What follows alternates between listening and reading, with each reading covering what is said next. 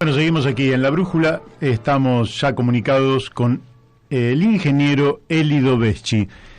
Buenos días, Élido, ¿cómo estás? ¿Cómo te va, Mario? Tanto tiempo. Tanto tiempo, ¿eh? Pero Buen día, Élido. Bueno, Daniel te acaba de saludar. Ah, sí, un abrazo. Élido, bueno, contanos un poquito, vamos a hacer una introducción porque nuestros oyentes no te conocen. Vos sos ingeniero ferroviario, ¿verdad? Sí, ingeniero mecánico y, bueno, ferroviario. Ferroviario.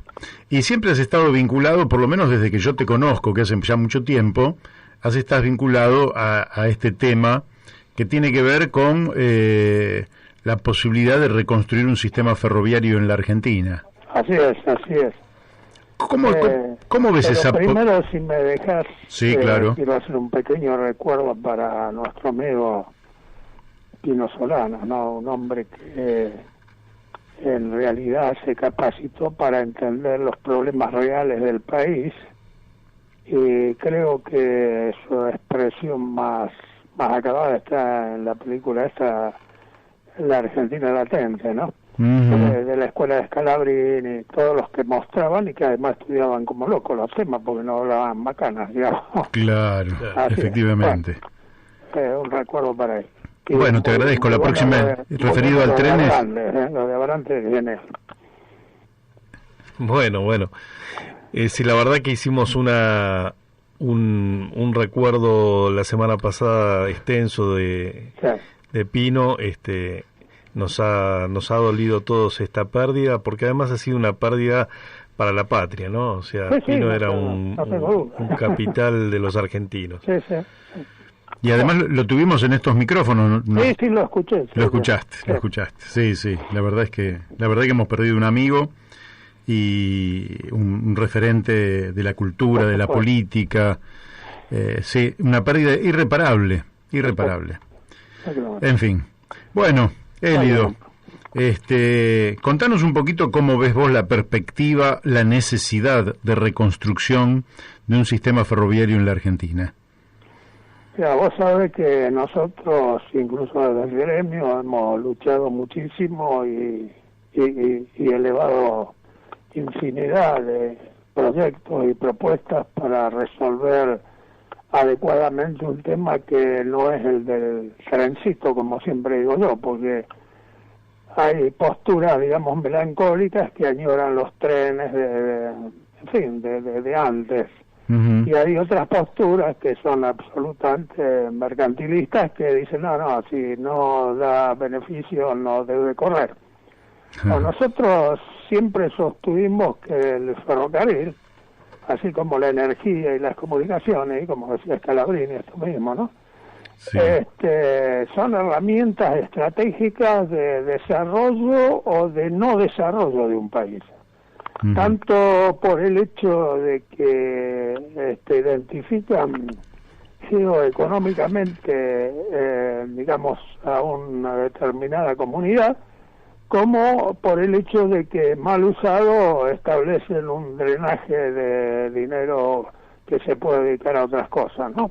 Así que en definitiva yo sigo sosteniendo esa postura, a pesar del esfuerzo que han hecho distintos gobiernos en liquidar el ferrocarril, ¿no? Sí, claro.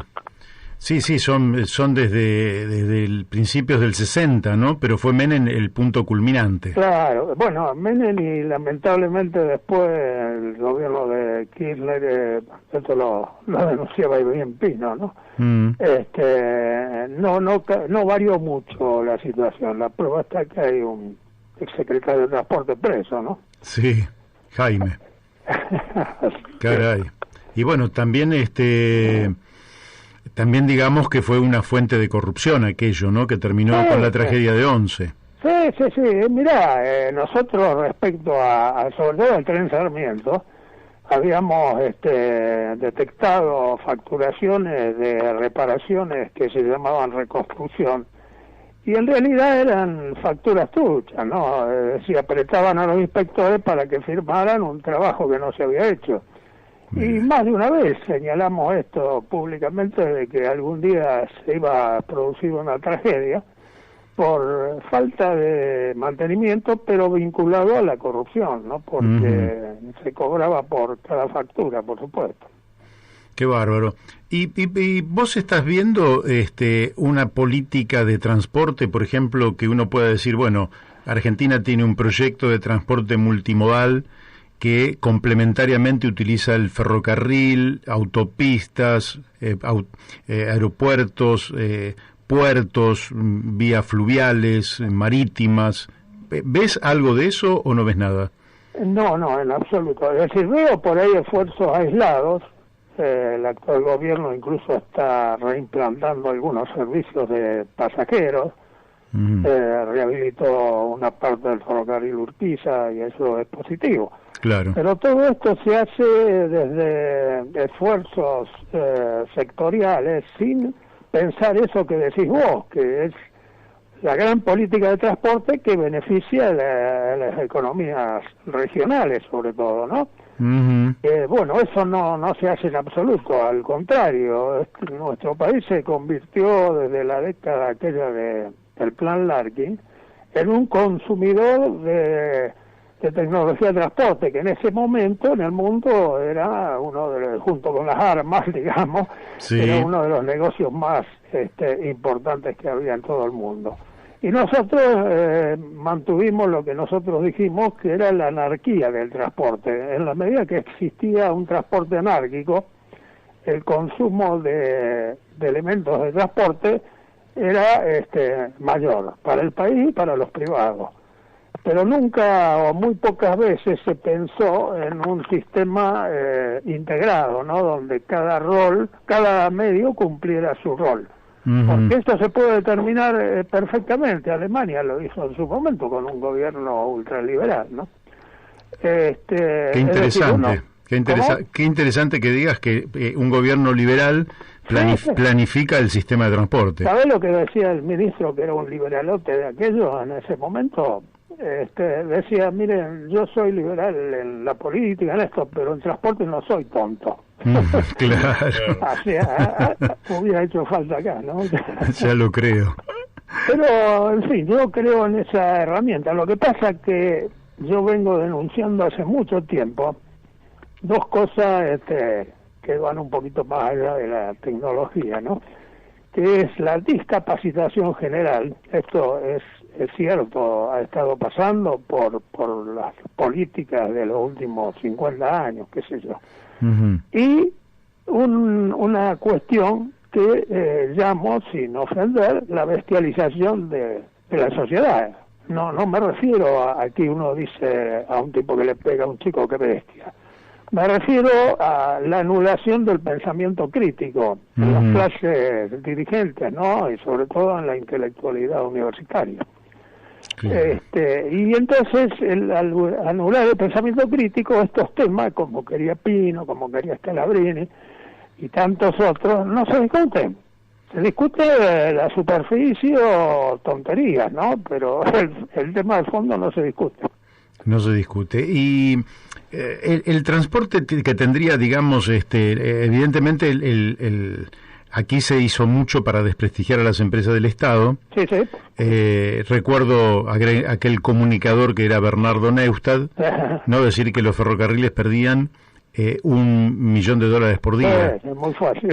Claro, pero nunca midió los beneficios económicos generales. Claro. Las externalidades, efectivamente, y además la soberanía que representa para el país. En el peor momento el Estado subsidió a las 12 principales empresas del Estado con un poco menos del 3% del Producto Bruto. Pero resulta que esas empresas producían el 13% del Producto Bruto. Claro. O sea que en cierto modo era una inversión subsidiada, eso es lo que se hacía. Por supuesto que es responsabilidad nuestra de los sindicatos, los empresarios vinculados al medio, los gobiernos son solo los gobiernos, ¿no? Claro. Y en fin, así se fue destruyendo una herramienta fundamental, y hoy nos va a costar reconstruir bastante. Primero hay que entender el tema, y esto, en fin, en la clase política lo sabemos perfectamente, ¿no? Estos temas le escapan, porque en general no lo entienden por una ignorancia que es una decisión propia. Sí, vos sabés que cuando vos mencionabas lo de el ministro de Transporte de Alemania, recordé que una mañana de un sábado, hace ya muchos años, estábamos en pleno apogeo del Proyecto Sur y escuchaba un reportaje al presidente de la Sociedad Rural de Tucumán, sí. No me acuerdo el nombre de la persona, pero el hombre realmente era un hombre muy derechista en todas sus apreciaciones, sí. Pero de pronto el hombre dice, bueno, nosotros respaldamos ese proyecto de Pino Solanas de reconstruir el tren porque hay que bajar los fletes, y yo, claro, el tipo podía ser derecha, pero no era tonto. No, esto es clarito, esto, lo que yo estoy diciendo no es de derecha ni de izquierda, es de conciencia, digamos, de cómo tenemos este país, cuáles son las producciones que hay que incentivar, y cómo desarrollar tecnología, porque el ferrocarril, en muchos países como Japón, Bélgica, Francia, mismo Estados Unidos, aunque un poco atrasado, se usa para desarrollar tecnologías, tanto en la parte eléctrica como en la electrónica. Y acá había algunos intentos iniciales de desarrollar esto, pero siempre hubo políticas que impedían esas asociaciones con sectores privados para poder desarrollar tecnología. Es lamentable, pero es así. ¿Y vos crees que en algún momento el ferrocarril se va a reconstruir en la Argentina? Porque me parece que sí. Es una necesidad imperiosa. Pasarán más años, menos años, lo veremos, no lo veremos nosotros, pero va a ser una necesidad. Ahora, ¿vos sentís que habría que crear la industria, recrear, porque la tuvimos, una industria ferroviaria, o se trataría de importar, o se trataría de generar una empresa ferroviaria sudamericana, por ejemplo, que dividiera el trabajo de las partes, unificando a través de protocolos un sistema sudamericano, por ejemplo? Sí, mira, todo eso nosotros prácticamente, incluso la industria común en Latinoamérica, se la propusimos a Néstor Kirchner. Ajá. Incluso parte de la propuesta apareció en su plataforma inicial, ¿no? Antes de que fuera presidente. La idea, cuando se reabrió el taller de Tafí Viejo, que nos pidió a nosotros que hiciéramos el proyecto de reapertura, era empezar con un trabajo progresivo que iba a finalizar en dos áreas. Una fábrica nacional de vagones, moderna por supuesto, y un sector de desarrollo tecnológico. Bueno, ahí se metió la política, los intereses, y por supuesto que no se llegó a nada, ¿no? Pero ese proyecto estuvo, ese que decís vos, incluso de hacer una industria común con varios países de Latinoamérica. Claro. O sea, hemos perdido un tiempo descomunal, ¿viste? Descomunal. Y van quedando la gente preparada como vos, que tiene una larga experiencia. Mirá, yo creo que hay mucha juventud que no vivieron esto que estamos hablando, que no conocen, pero consultan bastante sobre este tema, ¿no? A mí me tocó hace poco participar en un Zoom, ahora le llaman, con muchos jóvenes de nuestro gremio de PDFA, que están en las concesionarias, y bueno, de a poco se va desarrollando esta idea, pero la idea básica global que planteabas vos de entrada, con la coordinación de los transportes y eso, cuesta bastante meterlo, ¿no? Efectivamente. Pero, por ejemplo, nosotros, si hay una cosa que yo siempre decimos en este programa, ¿no? Si nosotros llegáramos, por ejemplo, a Argentina no habría nadie, nosotros llegamos en barcos, un día llegamos, ¿no? 45 millones llegamos en barcos, desembarcamos. Lo primero que nos planteamos es cómo ocupamos el suelo y cómo lo usamos. Pero en la Argentina nunca se plantea la ocupación del suelo. No. Entonces tenemos toda la gente superpuesta en grandes edificios, en pocas ciudades y en grandes suburbios, y el país que sigue siendo un desierto como en el siglo XIX. Y ¿por qué pensás vos que no se plantea la ocupación del suelo y que para eso necesitas un sistema ferroviario, un sistema de transporte que te permita justamente estar en cualquier lugar de la Argentina en la convicción de que no estás aislado, de que podés salir de allí? Sí, a ver, yo creo que es por lo que muchos de ustedes saben también, que son los grandes negocios, que por ahí no es por una maldad intrínseca de los que hacen grandes negocios, sino por la dinámica de este sistema capitalista, que tienen que ampliar los beneficios hasta límites inalcanzables. Eso mismo hace que se margine a mucha gente, y la desigualdad entre los que más tienen y menos tienen, que es el problema grave, no tanto la distribución del ingreso, crece. Y no solo acá, sino en Estados Unidos, en todos los países, ¿no? Así que el problema es que la clase dirigente, gremial, política, empresaria, en algún momento va a tener que discutir todos estos temas, e incluso cómo se rediseña un sistema social que permita la inclusión de todo el mundo, ¿no? Claro. Pero esto va a llevar años, independiente de las oposiciones que haya. Sí, sí. ¿Y por qué pensás? Porque nosotros lo hablamos mucho también con nuestros invitados. Por ejemplo, nosotros vemos que hay actores de la política, el Congreso Nacional, que no asume el papel que debería tener a través, por ejemplo, de la Comisión de Transportes, tanto de diputados como del Senado, de ir generando este plan, y tampoco da la impresión de que el propio movimiento obrero, la CGT, etcétera, se pusieran esto al hombro, porque esto sería un multiplicador de trabajo que haría descender notablemente el desempleo. No tenga duda, no tenga ninguna duda de eso. Mira, la cantidad de obras que hay que hacer en el país se haría con mucho material propio, casi nada importado. No me interesa en la primera etapa meter las grandes máquinas que en un rato te hacen kilómetros de vía.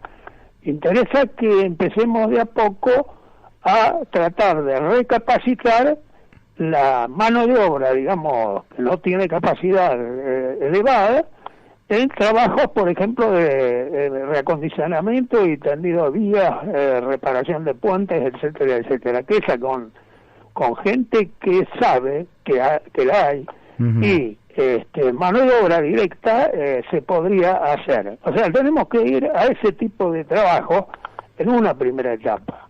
La segunda etapa sería que paralelamente iríamos promoviendo manufacturas, digamos, donde podamos tener ventajas comparativas, ¿no es cierto? Sí. Y capacitar gente en ese área. Y el tercer área, que es la más importante y la más moderna por ahí, es como se llama ahora, la industria del conocimiento, pero además basado en las tareas que se mostraban en esa película justamente de la Argentina latente, ¿no? La aeronáutica, la biología, la energía atómica, en fin, hay una cantidad de cosas donde los argentinos tenemos un nivel realmente bueno. Esperemos que no lo perdamos, ¿no?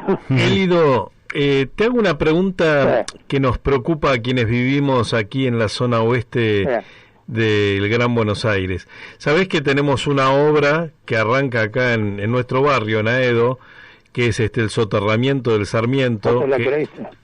Claro, me lo creí, pero parece que enterraron como 3.000 millones de dólares. Sí. ¿Y qué se hace con eso, Elio? ¿Qué sé yo? Mira, nosotros hace unos cuantos años, ahora tal vez haya variado un poco la situación, estudiamos la cosa y propusimos la construcción entre 11 y Liniers de justamente 11 pasos bajo a nivel o alto nivel. O sea, vos podías obviar las barreras.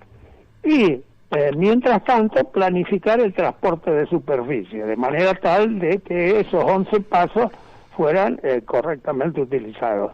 Eso salía un mango, 2 mangos al lado de todo esto. Y bueno, como todas las cosas, como sale poca plata y no se puede meter mucho la mano, no tuvimos eco, ¿no? Y avanzó este tema de meter un túnel de Aedo o más allá hasta 11, lo cual es un disparate, porque anulamos la posibilidad de tener de larga distancia, generamos problemas de seguridad bastante graves. Si la obra es seria, tener que construir un túnel al lado del principal para que en cualquier emergencia se utilice ese, en el mantenimiento, lo que sea. No, son disparates, pero hubo organizaciones no gubernamentales de ahí de la zona, que no quiero pensar que la hayan alentado, pero muchas de esas dijeron que preferían el agujero y no el ferrocarril. El propio municipio de Morón, ¿no? El propio municipio de Morón fue uno de los impulsores. Sí, vuelvo a insistir. Mira, hay un trabajo incluso que hicimos en su momento, que es digamos, un expreso regional, que ahora parece que se está moviendo, que uniría la estación de Retiro con La Plata y Mercedes con La Plata, porque son lugares donde hay tribunales y demás, ¿no? Uh-huh. Y se haría a través de un recorrido que está muy maltrecho, que va de Caseros ahí en como es, en la línea San Martín. Sí, estamos acá a cuadras nosotros, la radio. Claro, esa vía está destruida, pero algunos trenes circulan de carga, ¿no? Uh-huh. Y bueno, hay muchas cosas para hacer así, pero habrá que encontrar, digamos, el ambiente propicio para eso. ¿Y el ministro, cómo lo ves al ministro de Transporte? Es de mis pagos, el ministro de Transporte, fue intendente ahí en Junín. Sí, ¿a vos sos de Junín? No sé, supongo que el tipo está, digamos, atrás de reponer trenes de pasajeros, pero ¿sabes el riesgo que se corre? Te va a poner un tren de pasajeros. Dice, vamos a hacer 8 servicios más de plata. ¿Por qué? Porque antes, en las mejores épocas, se hacía 8, 9, hasta 13 servicios por día. Mm. Pero la vida cómo está, y los puentes cómo están. Hay que tener cuidado con eso, y si hay una frustración es peor, porque después empieza todo el mundo a putear contra el ferrocarril. Sí, bueno, yo viajé en ferrocarril a Mar del Plata, era 3 años atrás, sí. Y estaba lindo el tren, tardó 7 horas. Por eso. Sí. Acordate que tardaba, bueno, a lo 4 mejor, horas y un ratito. 4 horas, sí. Eran 4 horas 5 minutos. Sí. Y bueno, el transporte vos lo planteaste muy bien, la energía, el transporte y las comunicaciones como plataformas para el desarrollo del país. Sí. La Argentina tuvo una época en que planificó, bien o mal, pero planificó. Exactamente. Y donde había una confianza en los resultados de una planificación. Sí. ¿Por qué pensás que se abandonó el concepto de planificación y prácticamente nuestra dirigencia política vive en el cortoplacismo y la improvisación? Mira, algunos dicen que es porque siempre se quiere inaugurar, aunque sea una alcantarilla, en el periodo que les toca el mandato. Yo pienso que es más profundo el tema. La planificación hecha a conciencia. Yo me acuerdo en el gobierno de Arturo Illia se formó un Consejo Nacional de Desarrollo sin, digamos, partidismos políticos. Estaba la flor y nata ahí de la universidad en cuanto a distintas y variadas materias. Yo me acuerdo que yo tenía un profesor que era un capo en matemáticas y estaba en ese consejo. Otro que después fue capo en agua y energía también estaba en ese consejo, en fin. Y esa era la idea, de planificar y de un sistema de desarrollo coherente en todo el país. Bueno, por supuesto lo voltearon. Ahora, el ejemplo más patente, aunque hay otros de planificación, fue agua y energía, porque todavía se están haciendo obras que había planificado la gente de agua y energía, ¿no? Claro. Y además tenía un horizonte muy claro y un largo plazo muy claro. Sí. Ahora, no ves esto inserto, no lo ves inserto en el debate público, ¿verdad? No, en absoluto. Mira, hoy escuché a un economista liberal, pero que tiene algunos aciertos, Melconian. Sí. Y dijo, están discutiendo la fórmula jubilatoria, si ponemos la una o ponemos la otra, cuando el sistema está quebrado. Claro. Y tiene razón. Es decir, lo que hay que discutir acá es cuál sería el sistema que se haría sustentable en el tiempo, porque no es cuestión de fórmula, aunque uno tiene sus preferencias, pero es cuestión de discutir esas cosas que son de fondo, como estas que estamos hablando, ¿no? Claro, como una cuestión de fondo es que la Argentina tiene un PBI per cápita igual al de 1974. Sí, no, es horrible. Terrible. Es terrible. Hemos entrado en una situación de estancamiento que... Te hablo de la discapacitación y la bestialización de algunos sectores. Lamentablemente es así. Bueno, Elido, para nosotros ha sido un gusto y espero que podamos volver a charlar. Es la primera vez que lo hacemos a través de estos micrófonos, pero seguramente vamos a volver a charlar contigo. Es un tema que nos preocupa y creemos que no hay desarrollo posible para la Argentina sin efectivamente un sistema de transporte que dé cuenta del tiempo histórico que estamos viviendo. Por ejemplo, el turismo, que es una fuente de riqueza para muchísimos países y que para la Argentina podría ser una fuente de ingresos enorme, porque dejaría dólares, porque, en fin, sería... Vos, si alguien quiere transitar el territorio de la Argentina por rutas, son rutas chiquitas, peligrosas, tenés probabilidades de matarte en las mismas, de manera que no va a venir un turista de aventura. Claro, no va a venir un turista de Alemania y va a ir a Mendoza o a Bariloche por ruta, porque el tipo dice, no, esto yo acostumbrado a viajar en autopistas de 8 manos, acá me mato. Y tampoco tiene un tren, entonces ni siquiera podemos explotar el turismo. No. En una época se intentó, era la época de Onganía, con lo que yo digo, ¿no? Por ahí no es políticamente correcto. La última camada en el ejército, que era de la escuela de Mosconi y de Sabio.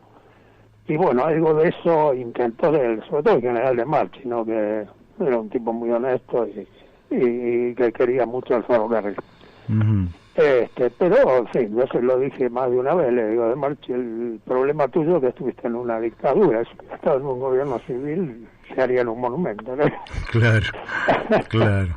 Bueno, pero también es cierto que los argentinos no podemos tener una interpretación histórica maniquea tampoco, ¿no? Porque si no parece que solo los buenos estuvimos. Terminemos con eso. Bueno, Elido, te quiero decir que en el interín, mientras fuimos charlando, muy buena repercusión de estas palabras tuyas. Gracias. De manera que necesariamente te vamos a volver a molestar en algún momento. Bueno, espero no aburrirlos. No, al contrario. Al contrario, se ve que, mira, por la cantidad de mensajes que llegaron, todos muy favorables. Me alegro por ustedes, y adelante, Un abrazo grande para los dos. Bueno, muchas gracias, Elido. Hasta pronto, Elido. Bueno, hemos hablado con el ingeniero Elido Veschi, realmente un hombre de una calidad humana y técnica y estratégica que es increíble que no sea un hombre de consulta del poder político, un hombre como hablamos con Juan Carlos Sena en algún momento también sobre el ferrocarril, hombres de un valor que cualquier país desearía tenerlos, y la Argentina en esta reconversión neoconservadora, neocolonial, que nos ha llevado a desmantelar nuestras industrias, nuestro sistema ferroviario, etcétera, se da el lujo de no tomarlos en cuenta.